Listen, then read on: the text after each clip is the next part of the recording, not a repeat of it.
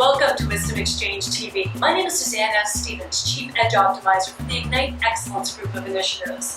One of our initiatives is the Ignite Excellence Foundation, which goal is to invest, inspire, and develop women in emerging countries. With that goal in mind, we produce Wisdom Exchange TV. We interview women leaders that are trailblazers, pioneers, and leaders of many, politics, business, philanthropy, and education. This is an education site. We're going to hear strategies and tactics from leading ladies. Men and women will be inspired by these women, the change agents of Africa. We are in Dar es Salaam, Tanzania, with our leading lady today, Happiness Mchomvu. From acquiring a degree in food processing to having a huge, significant impact on the entrepreneurial landscape of Tanzania, Happiness has trained over 300 trainers and consequently has trained more than 9,800 entrepreneurs on food processing and entrepreneurship, developing their skills, 96% of which are women. She, along with others, created the only food processing association in the country, Tanzania Women Chamber of Commerce, and the Association of Food Processors known as Women Entrepreneurship Development. In 2011, Happiness was awarded an international award for her contribution to economic development of women in Tanzania by the International Alliance for Women, called the World of Difference Award. So please, let's welcome Happiness. And it's so nice to finally meet you face to face. And it's fun. The smile goes with the name.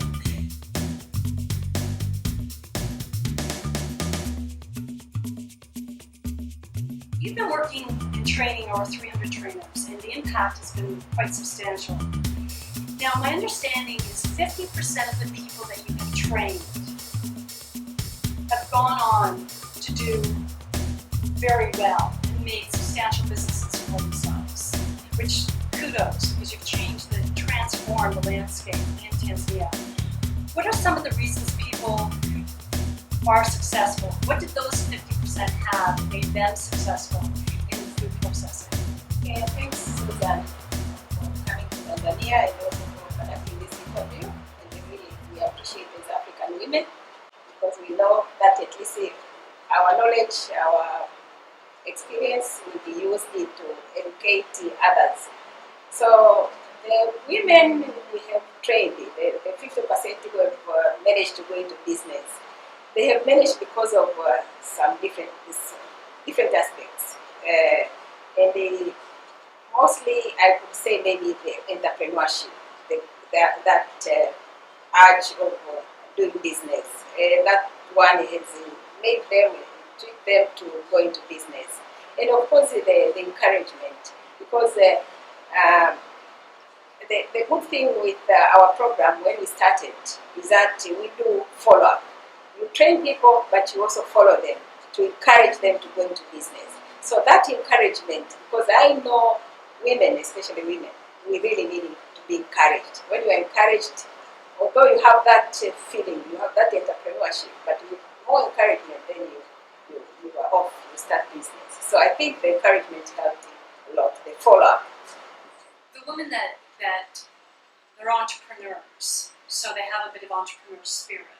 So what are some of those characteristics, do you think, that made those women start growing their business? Of course, the entrepreneurship skills, all that, the characteristics, the seeking of information, the not giving up, the pursuing the goals, making sure that what they produce is of good quality, the following up for whatever commitment they do. Those are some of the characteristics of entrepreneurship. How about in entrepreneur food processing? We talked about quality of the product being one thing that would be important. What else, as far as in food processing, that would be really significant in order to be sustainable as a business?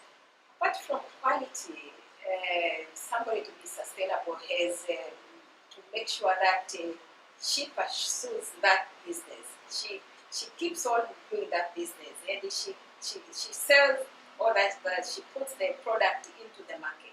Because also processing or producing itself, it doesn't help if you are not bringing that product into the market. So you must bring the product into the market, and then you must know the market. You must know who are the people, who are the customers who will buy that product so that you are able to sell them well.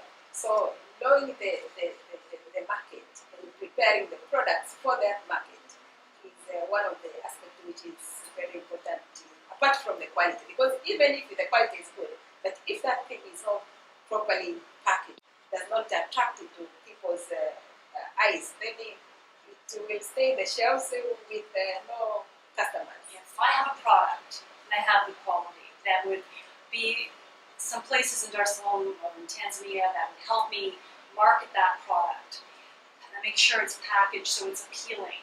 Do you have any recommendations where people could go for that?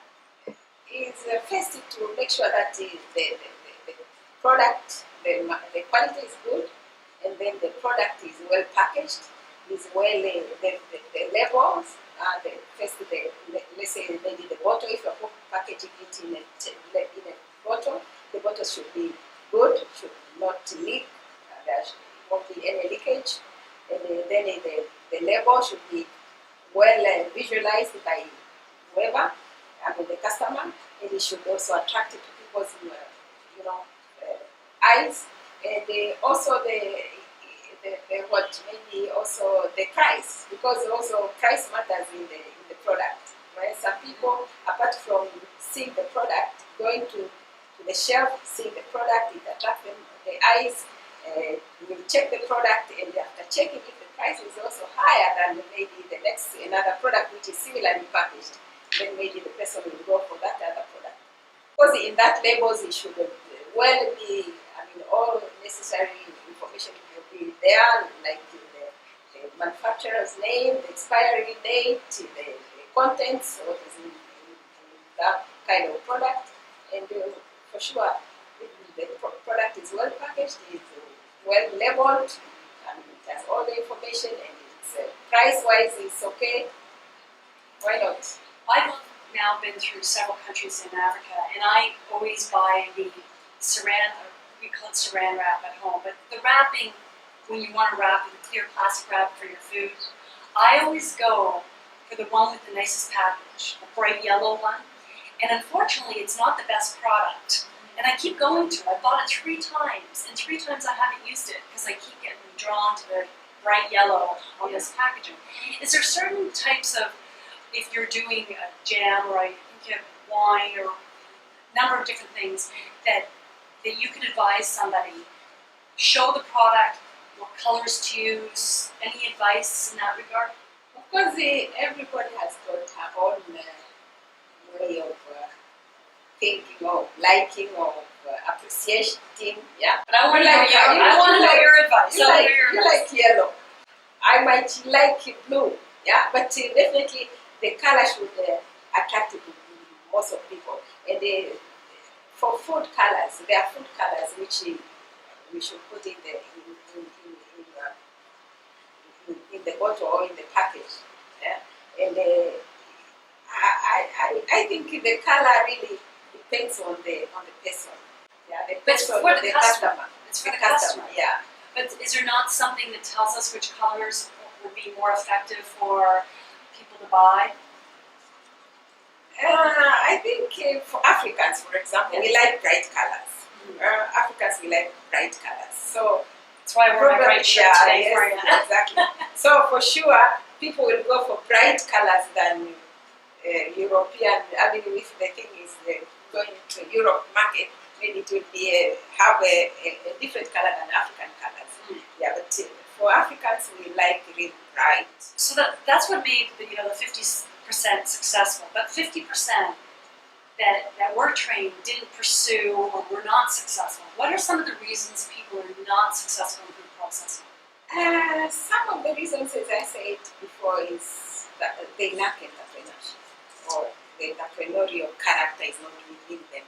But some of the problems also, some of the challenges maybe are from outside. Maybe they did not receive that encouragement well, or they were not supported by the families, or they were not supported by the finance institutions, and they gave up. And some other problem which make people not to start businesses, maybe when she attended that training, was she just came for just to be outside the home. Yeah, so in that case, she was not. She just wanted to go somewhere, and for that matter, she ended up in the training, and after the training, off she goes. So there are some reasons where people just attended the training just for a matter of being in a group, but not pursuing what is supposed to do. Was the training free, or did they have to pay? They actually, when we started this program, it was supposed to be free. We were not supposed to charge anything. But we thought from our way of thinking of doing things that when you give people something for free, and this was business skill, it makes also people feeling this is nothing. Yeah, I didn't pay it for anything. And we also actually have researched that, and we got a result that those when we started, the price, or rather the fee for tuition was very little, because previously we were told not to charge anything, but still we charged a small fee. And then with time we started increasing the fee. And those the fee which paid more, most of them went into business. So definitely people value the not only their time but also the fee. In my experience in talking to different women, that is definitely the way to go, is getting the commitment and you pay for it. You know, that's why I was impressed with 50%. That's why I asked if you actually charge. Now, one of the comments I've heard... That's an average, though. Yeah. The 50% is just an average. One of the comments I've heard over and over, it's important to invest in food processing. And I was mentioning this to you earlier, a lot of women I've interviewed that are in agriculture, invest in food processing, reduces wastage, make more money, all good things. However, you also mentioned that there can be challenges in the industry when you're a small or mid-sized company. For example, if you gave me an example, producing bread. And a lot of the women started producing bread, and then big organizations came in and swallowed them. And another case, you had mentioned, you've also mentioned that you were in the textile business for the National Textile Corporation at one point. And though it started well, later on, with secondhand clothes being donated from external sources to Tanzania, also reduced the textile industry in Tanzania. So my question is, how does a small food processor or a person in textiles continue to stay competitive when large companies come in, or there's sort of a donation saturate the market? Of course, those who are entrepreneurs, they survive. Yeah, those who are able to compete, they survive. Those who are competitive, they survive. But those who give up easily, it's not easy. And as I said previously, is that those who are in bread making, they were doing very well when we had no multinational companies, and so they were selling very well. But when they came in, they had to change.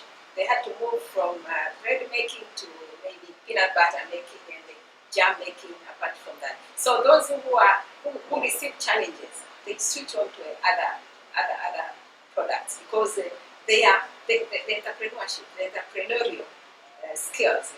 It makes them do that. So I'm trying to get us down to some specifics, though. So, for instance, one of the specifics sounds like, you know, even if you make bread, maybe make something else as well. Yeah. That complements bread, or multi types of bread, you know, so that it's easy to transition into something else. Yeah, of course, I could not support you very much, because that is actually what we discourage. Okay. We as promoters of micro small entrepreneurs, because if a small entrepreneur has a small, the equity, the capital is also small. So if she spreads that small money into several businesses, she will miss the concentration and the growth, the vertical growth. So we really discourage them to start this, to that. It's better to focus on one thing so that you are able to grow. Otherwise, if you spread your money to small, then you are not able. And if for sure banks and all this, they are not there to support them, and for sure they will die. So we really discourage that. But still, if somebody who is an entrepreneur, as I said, if she fails to do this, she will go for something else. She will look for money for something else, because that is entrepreneurial. It makes her move. She has to move. She cannot stay where she is. She has to do something. She has to make sure that she brings money into the family, because she's used to that. She's not used to keep on waiting for the husband to bring money. So in that case, she will make sure that she goes. She will find something else. So, does your organization train somebody on how to, the fundamentals of entrepreneurship, the fundamentals of processing anything, so that they can switch if that opportunity? Of course, our organization, our program started with food processing, but now it is even moved into some other aspects to natural fibers. But our organization, the Small Industries Development Organization, it caters to all sectors, irrespective, not food processing, but also soap making, handicrafts, textile design, all kind of enterprise, carpentry. So in that case, if you fail in this, you can go to that. So we have experts in different fields, in many fields, and for that matter, whatever fields you want to go into, you can receive assistance from our organization. What would it take, though, to get some of these small organizations to grow to big organizations? Because I know we've had some companies that have grown to be larger. What needs to happen externally or for themselves? What do they need to do to get past that small and become successful national or multinational? Yeah, of course, apart from the spirit they have, the internal spirit they have, but they also need support. They need support in form of financial support. They need infrastructure support. They need support in policy, which favor the growth of enterprises, and the family support. Mostly women need support from the husbands. Yeah. With that support, we have also seen that those who have managed to grow, they have support. They got support from the spouse or from the husbands, and for that matter, the relationship inside the house matters also a lot in the growth of enterprises. But still, for most of the entrepreneurs, they can. Those who fail, either they were not supported by the families, or the policies in the countries were not supportive to them. And for example, in food processing, we have a lot of you have to comply to different standards or different regulations which are within the country or even outside, if you wanted to sell your product outside the country. So even, for example, in our program, we all entrepreneurs, all enterprises in food processing, they have to do the testing of their products to see or to check if the quality and the standard is reached. So that itself, it costs a lot. And if there is no support, if they did not receive support, we actually campaigned a lot to give support to entrepreneurs so that they can do the testing of the quality of the products for free. So that at least for the first maybe 2 or 3 years, they can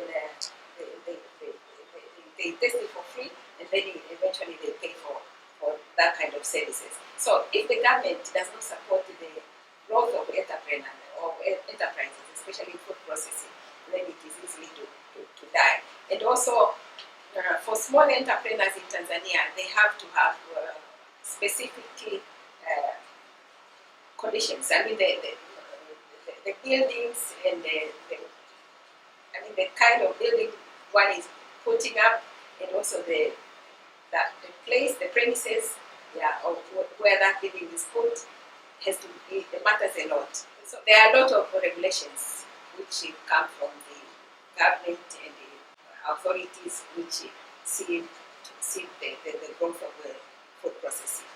And these regulations, if they are not supportive to growth of enterprises, especially the micro and the small enterprises, then it kills them. It kills them because, for example, in food processing, the building has to be of a certain specific. And if for small entrepreneurs or the micro entrepreneurs is not able to put that building in that kind of structure, it's not supposed, it cannot make it maybe to put even the tires in the house or in the premise. It's not easy. So all those regulations, they have to favor the growth of enterprises. If they don't favor the growth of enterprises, then it is easy for them to die. Beyond government, but let's look to the individual, what they need to do.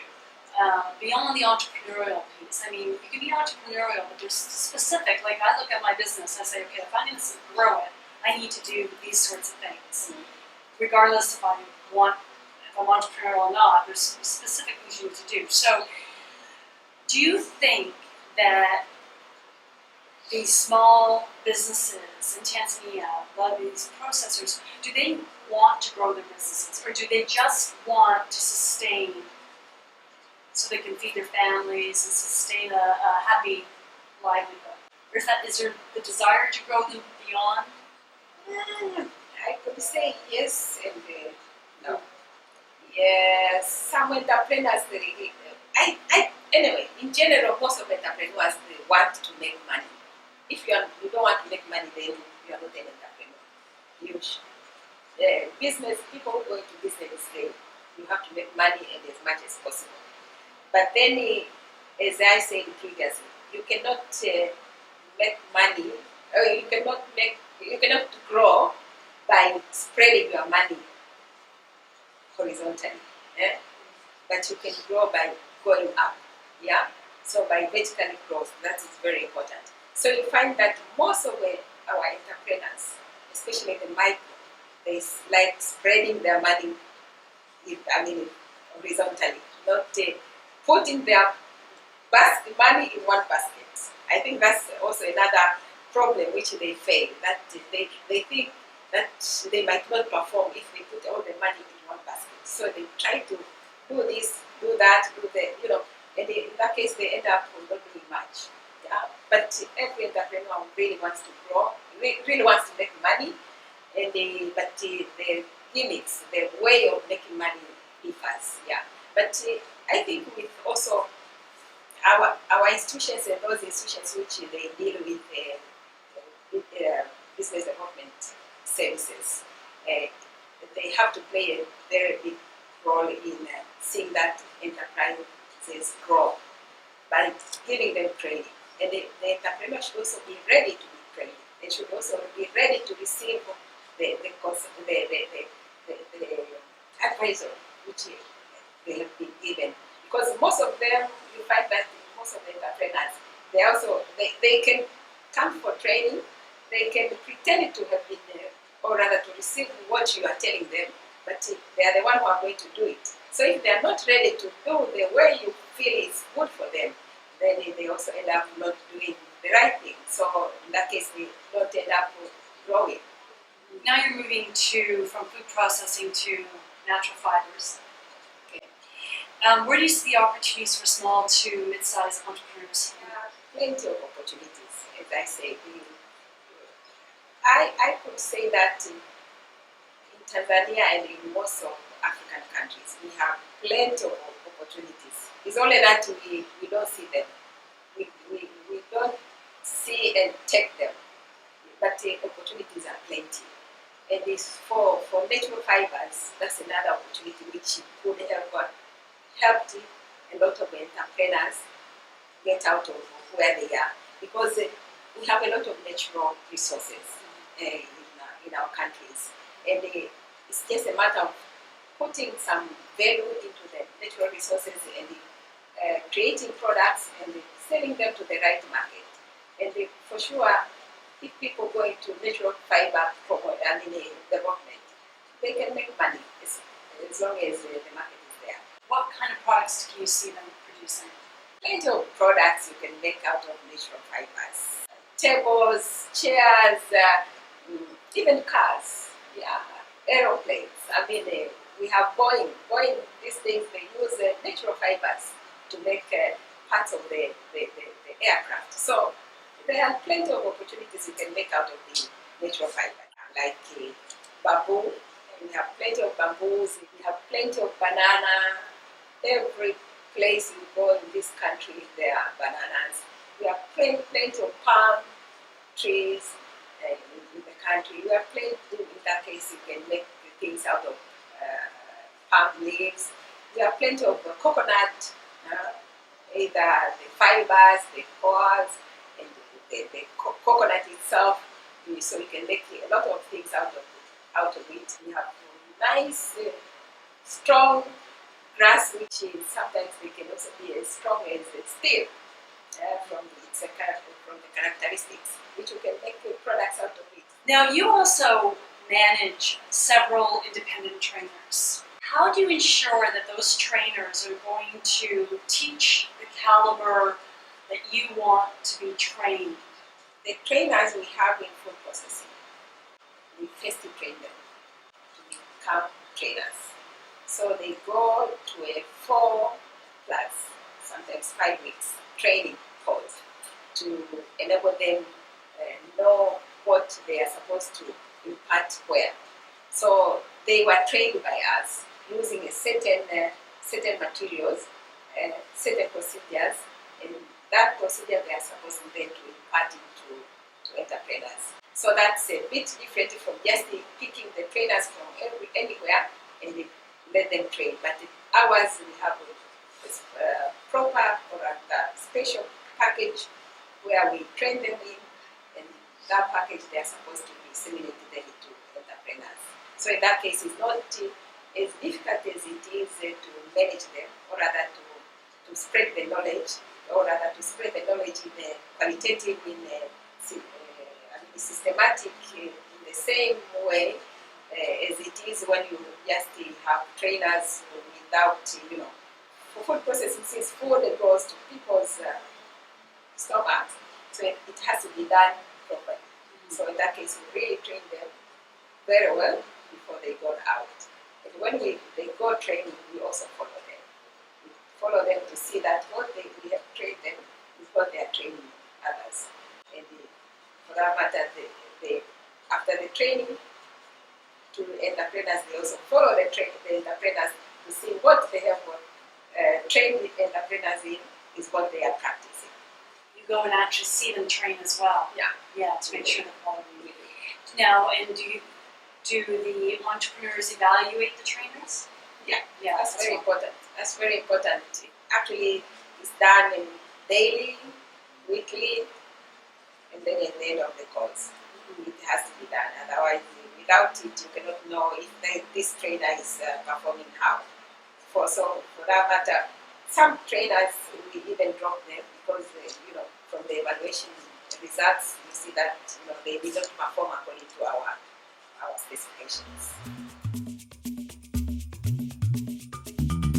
My name is Suzanne Stevens, and I co-produce Wisdom Exchange TV along with my husband, Michael Kagan. We're traveling all over Africa with a backpack and interviewing women like happiness. Women who are real trailblazers, pioneers, and leaders of many. If you have somebody that you think we should interview, please email us at info@wisdomexchangetv.com. We'd love to hear from you. Also, as I mentioned earlier on, please join our fan page, Suzanne F. Stevens. We'll be giving you updates of women leaders that we'll be interviewing. It's a great place to let us know who to interview and other resources as well. And I want to leave you with my words of wisdom. We talked a lot about entrepreneurship.